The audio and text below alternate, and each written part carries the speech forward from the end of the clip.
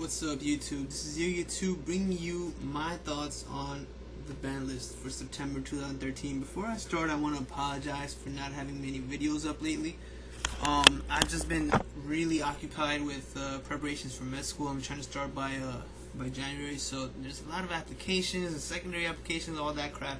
So I've been really busy, but I'm going to be posting a lot more lately. So in front of you, we have first the cards that have been banned, starting from Burner all the way to Ultimate Off Rank. The normal monsters are there just to fill up the lane.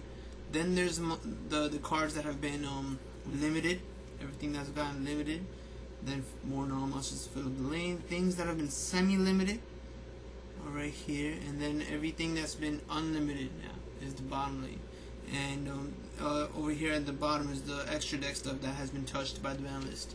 So first off, we have the 4 baby dragons, and yes, they had to go. They had to go because Konami, I think, finally realized that they really messed up by making Dragon Rulers their own deck. I mean, that was just insanity. You never needed a special summon, so you could normal summon something really crazy, and the deck itself was just not meant to be its own archetype. The Dragon Rulers that are still around, the big ones, they're there to just support other decks, and they're doing a great job at that. You know, Tidal in what's the deck? Mermails. Tidal is in Mermails. You know, they got Redox and all the other Earth decks. You can use Blaster in any deck with fire monsters like Fire Fist, stuff like that. So these guys just had to go. It was too much.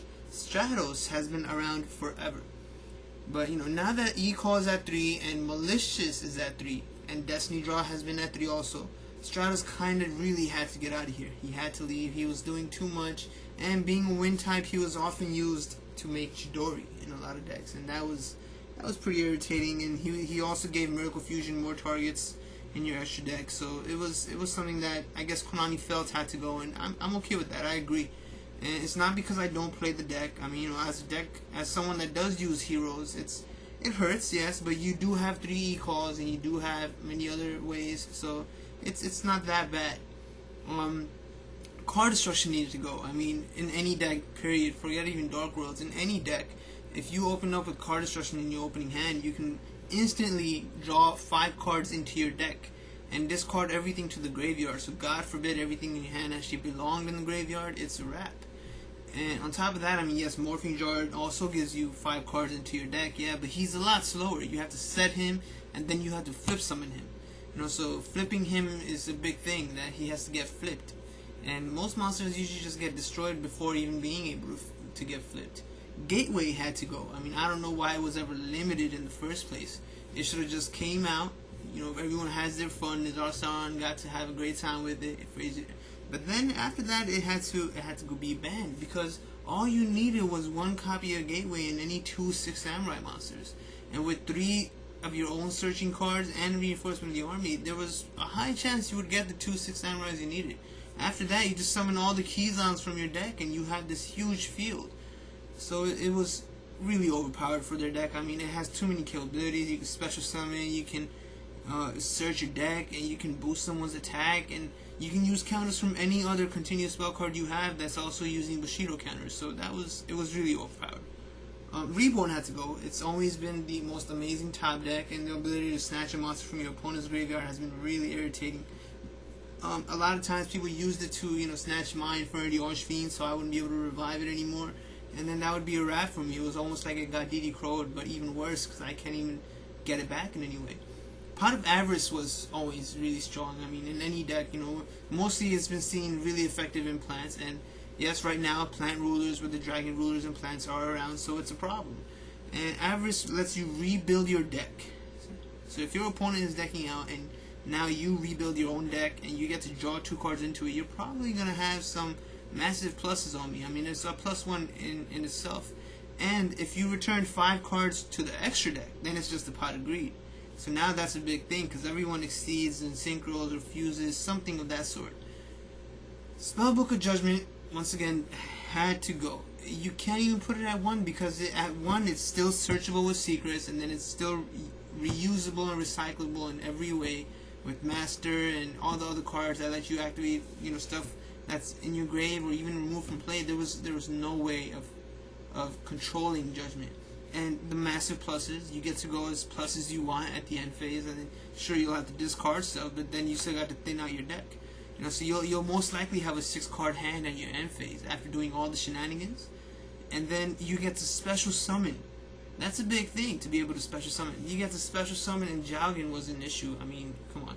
So Judgment had to go. Super Rejuvenation, I'm not sure if this really had to go, but you have to remember that this is it doesn't just activate from discarding, it also activates when monsters are tributed. Now, if it doesn't bring anything to mind, then you have to remember heretics are big on tributing their dragons, and you can tribute dragons from your hand in heretics. And with this card, heretics heal with convocation going to 3.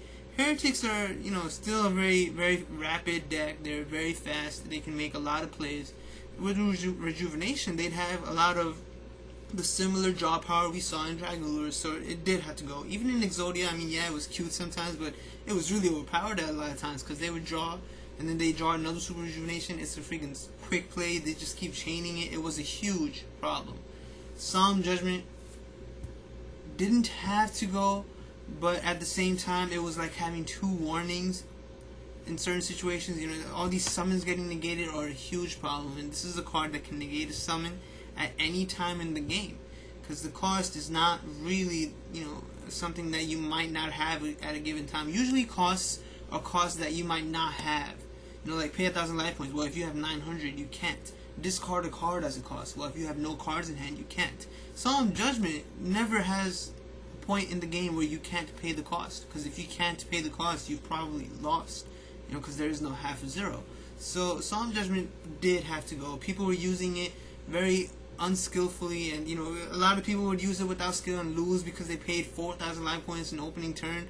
But then a lot of people would use it opening turn, pay 4,000 life points, and win just because they had nothing else but the Solemn Judgment. Ultimate Offering, same story, had to go.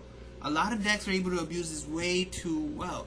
I mean, there's Fire Fist, they have their own card that lets them summon again, and they could use this on top of that to keep going. Gadgets are, the most popular deck to have abused Ultimate Offering. Thunder Family can use it really well. Their own monsters let you normal summon, and if you have Ultimate Offering, you can just keep going, and it's just exceeds galore from there on. So the ban cards, they make sense to me, and looking at it like this, it's clear a lot of the cards that got banned were limited already. They were limited for good reason, and now with the current format, you can't look at cards and then compare it to things that have happened in the past. You have to look at the cards and see how they would be this format without Heavy Storm around. Without Heavy Storm around, now you'd be using Solemn Judgment for very, very critical things. And there's no Reborn, there's no Avarice, no one's gonna know summon Shadows. So then you use Solemn Judgment, the one thing they did have, and it'd be game. And the baby dragons, as I said, they just had to go. Looking at the limited cards, we have Dragoons. Now, Dragoons was too powerful. Being able to search any sea serpent you need, you could add the big Megalode, you could add Abysstias, you could add Deep Sea Diva. It's just, it was too much. And it was more plus because the monsters that you probably discarded him for also searched. Abysstias searches, Abyss Spike searches, all these searches were making your hand, your pluses so good. And it's so hard to stop Dragoons now that, looking at it in past format, yeah, Dragoons was stoppable, but now in this format right now, Soul Drain is that one, Macro is that one, so most likely that one Dragoons is gonna search. Your opponent will probably end up searching for that one Dragoons. If you haven't seen Fire Fist, then you probably don't know why Spirit is banned. I mean, limited. If you haven't seen the plays that Spirit can do and what a Fire Fist deck can do with Spirit, then that's probably why you don't know why Spirit is limited. But if you haven't seen it, I would recommend checking out some of the combos that are on YouTube and any other places that you might know. Spirit was a really good tuner for the deck, and it is a really good tuner for the deck. It's just at 1 now, so they'll have to use it really well. But it synchroed into their own synchro, and they got the spell card set again, and it would just lead into so many more plays. You summon again, you could just search with Tenki. It was hectic. I actually saw it at the last tournament I went to before the Banlist came out, and I actually lost because I couldn't. He had too many pluses, too many summons. I wasn't able to stop it. Deep Sea Diva also had to go to 1 because Diva at 1 it's not going to be able to bring out another Diva. If you're playing Diva to bring out other cards, then sure, use the one Diva. most common use was to bring out marksman in Mermill decks, and that's fine because you get to bring out a marksman and then you do your shenanigans and whatever. Marksman brings out another monster. It's just special summoning galore from the deck. But with malicious at 3, if you had Diva bringing out Diva, it's an instant synchroing for 2 8-stars. And I personally don't feel it's that bad to be able to make 2 8-stars because you have a water tuner, so you're not going to make Void Ogre or any other dark and stuff like that. But it's still 2 8-stars that are coming out way too easily, and you're special summoning everything from the deck. It's too much. Gen Exile Birdman has his own FTK, OTK stuff going on with Mist Valley and whatnot. So him being at 1 was also big.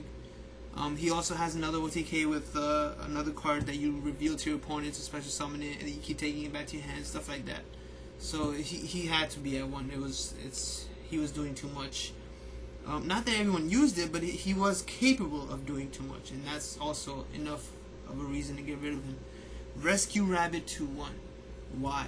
I personally am not sure why Rabbit was put to 1. I mean, at 2 he was doing just fine. Now that Tour Guide went to 2, he wasn't being abused that badly.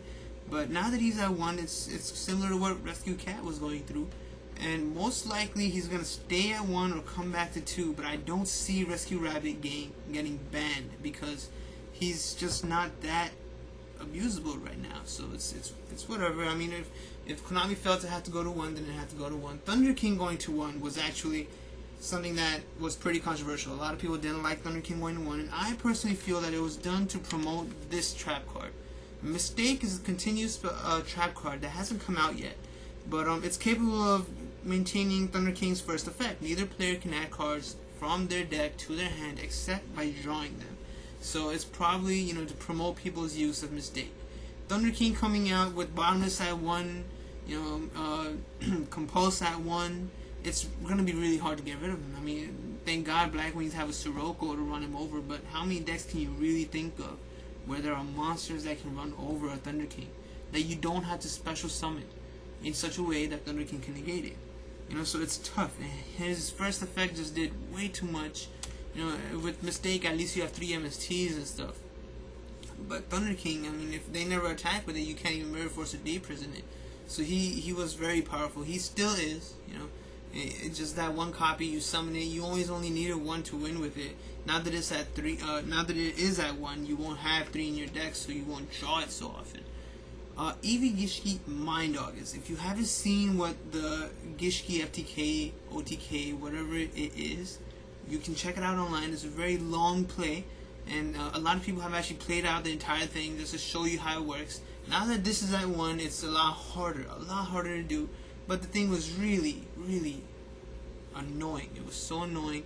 And now that it's at 1, it's still happening. People are still doing it. And that's probably why it went to 1. D-Fissure to 1, Macro to 1.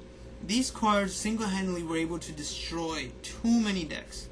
A lot of people, especially Macro, because if Macro is out, you can't even use certain things. Like, you can't send Launcher to the graveyard. You can't send any of the Fire Fist spell cards, trap cards to the graveyard. And a lot of things that were, sendable to the graveyard, like spell traps, they just won't go there anymore. D-Fissure, same thing. And I lost actually at the YCS New Jersey because of a Fire Fist player who had 2 D-Fissures out. I got rid of 1, and then on his next turn he actually activated 2 because he didn't want me to get rid of the 1 he had again. He sided 3 D-Fissure against my Infinities and won because of that. He had nothing else. He had nothing else going on.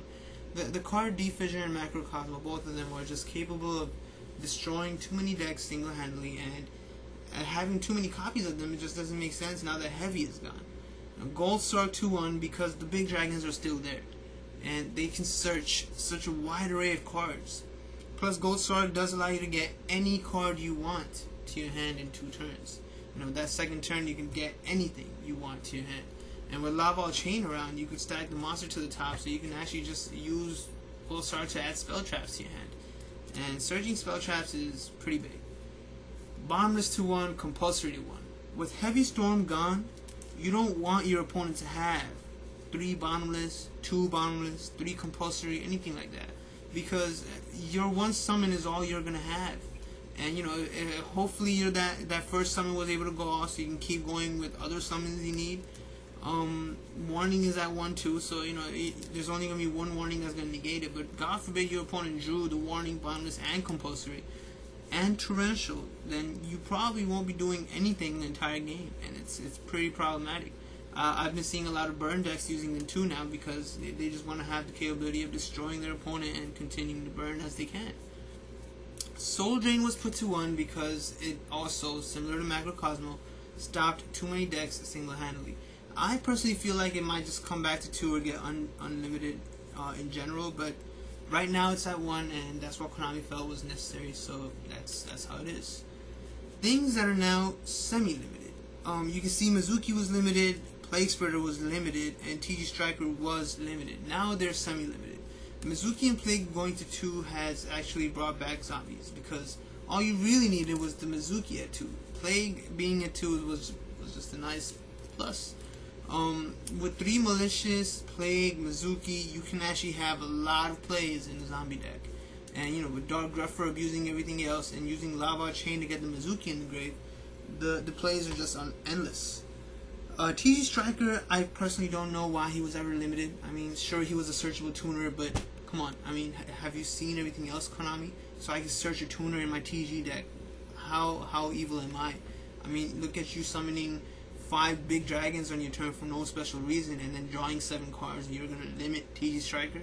He being semi-limited still doesn't make sense to me. I felt like he should just go to 3.